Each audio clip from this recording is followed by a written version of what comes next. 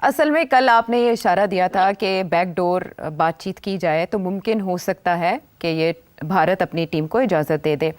तो आज कल आपने ये भी इशारा किया था कि सियासी लीडरशिप ऐसा कब कर सकती है। तो आज जब ये मागला डायलॉग से खिताब कर रहे थे आर्मी चीफ, तो उन्होंने और भी बहुत से इश्यूज़ का जिक्र किया, फेक न्यूज़, अफगानिस्तान का मामला, पाकिस्तान को दरपेश security challenges and so many things.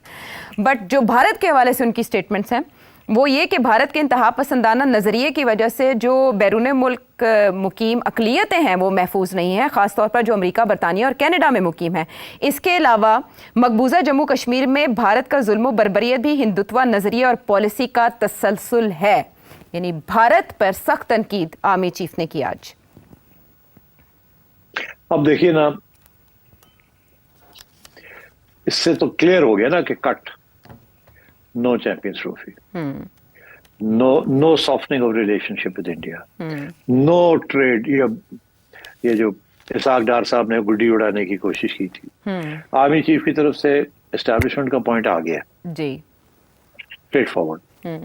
उनको चैंपियंस ट्रॉफी क्रिकेट शिकेट से नहीं है, उनको अपनी स्ट्रेटेजिक इंटरेस्ट जो हैं, जो वो सोचते हैं कि that is the way to deal with this situation, उन्होंने वो अपना मौक़िफ़ दे दिया। अब इसके बाद तो इट्स अनलाइकली ना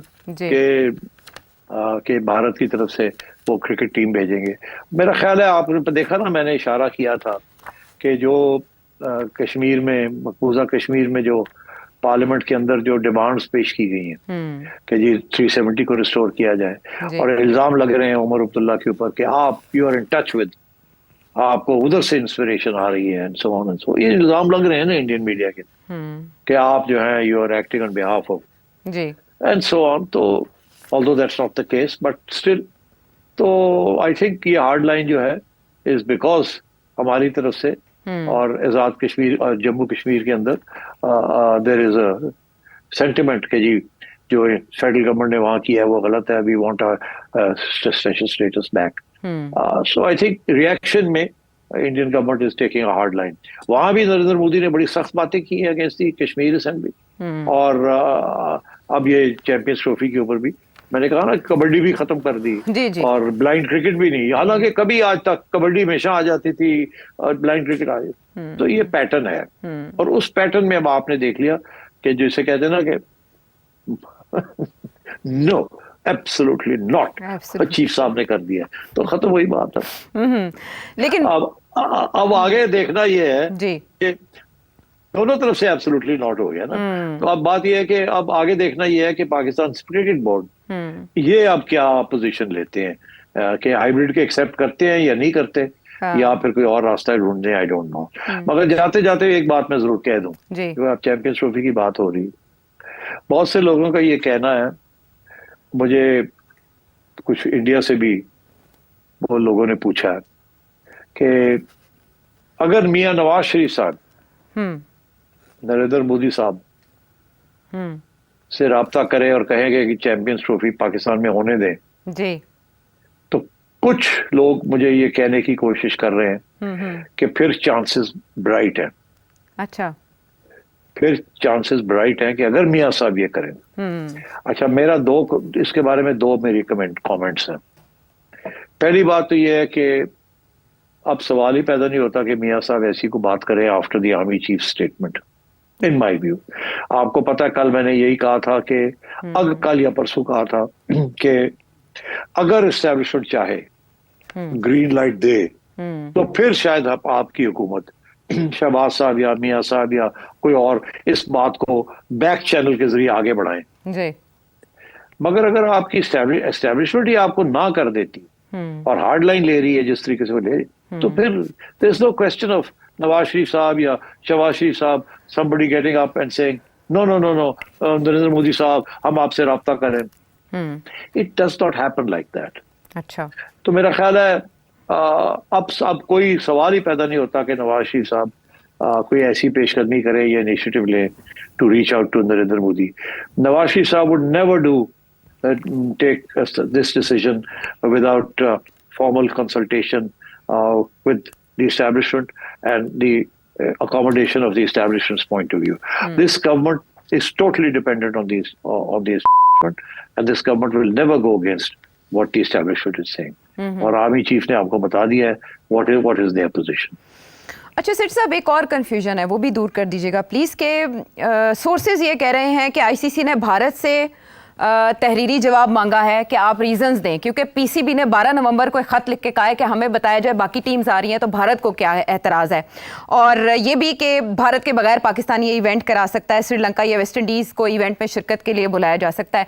दूसरी तरफ जो टाइम्स ऑफ इंडिया वो ये रिपोर्ट कर रहा है कि ट्रॉफी उस टाइम आई है जब आईसीसी ने पीसीबी से जवाब मांगा है कि आप हमें हाइब्रिड पर बताएं कि आप क्या चाहते हैं।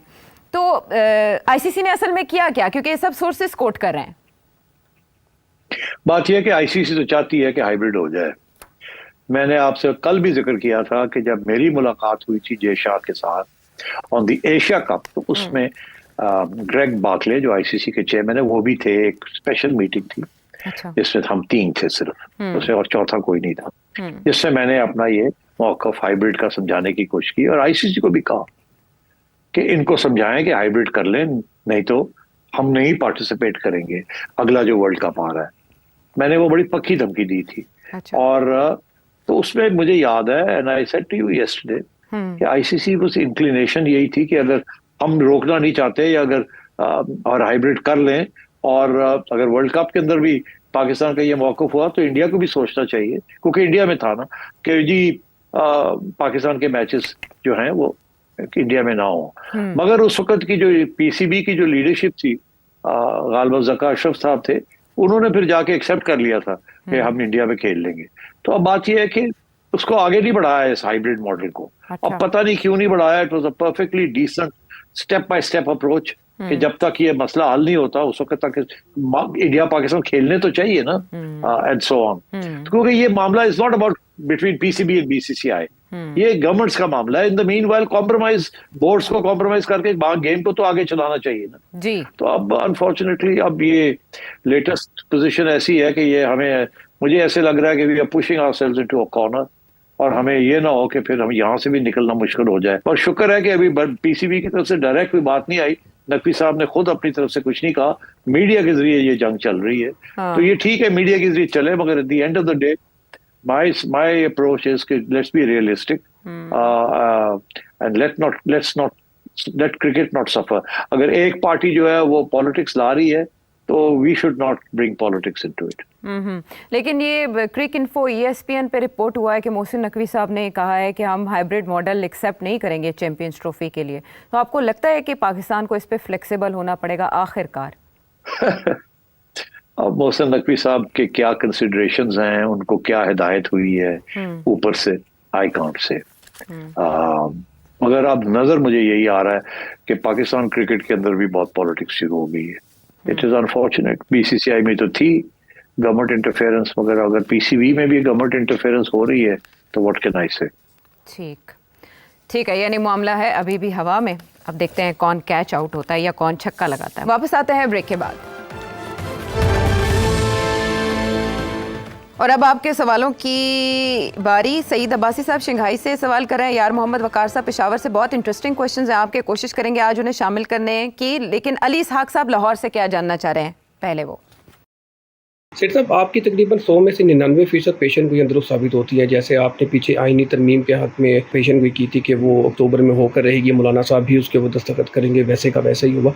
क्या इस सिलसिले में आपको कभी किसी शख्स या इदारे की तरफ से कोई वार्निंग या कॉल मैसेज नहीं मौसूल हुई कि आप हमारे तमाम राज आवाम में नशर कर देते हैं, जो हमने छुपा के प्लानिंग की होती थी आप उनके बारे में सबको बता देते हैं?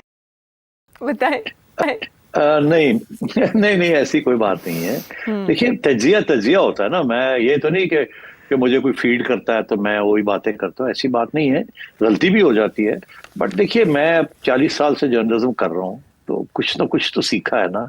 कुछ ना कुछ तो चिड़िया हर जगह पे फिरती है ना, खबरें तो मिलती है ना अंदर की बात की। तो उसके ऊपर थोड़ा सा भी इशारा भी मिल जाए कि ये भी सोच है, तो वहां से फिर बंदा अपने सियासी एक्सपीरियंस की बेसिस के ऊपर और नॉलेज की बेसिस के ऊपर बंदा आगे प्रिडिक्शन बना सकता है। ये इतनी मुश्किल काम नहीं है।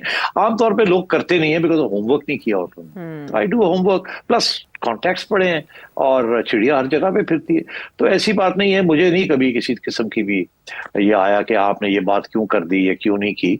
ये आता है कि ये बात करनी नहीं चाहिए थी, मगर वो भी इनडायरेक्टली आता है, डायरेक्टली नहीं आता। ये मेरी खुशकिस्मती है कि डायरेक्टली नहीं मेरे से करते। मगर बात ये, मुझे बुलाते भी नहीं है, मुझे कोई प्रेस कॉन्फ्रेंसेस पे ब्रीफिंग्स के ऊपर बुलाते भी नहीं है। उन्हें पता है यार है बंदा जड़ा इन्हें अपना ही काम करना है, छड़ो पर इन्हों की बुलाना है। तो आपने देखा मुझे कभी किसी ब्रीफिंग में नहीं बुलाया गया। जब गवर्नमेंट की कोई ब्रीफिंग होती है या एस्टेब्लिशमेंट की कोई होती है, आई एम नॉट इंक्लूडेड। अच्छी बात है, I am very happy I am not included. मुझे पता ही चल जाता है वो क्या रहा है। अगर मुझे इंक्लूड कर ले तो फिर प्रॉब्लम बन जाएगा मेरे लिए। फिर वो शर्म याद में मुझे भी कुछ थोड़ी बहुत इनकी बात सुननी पड़ेगी।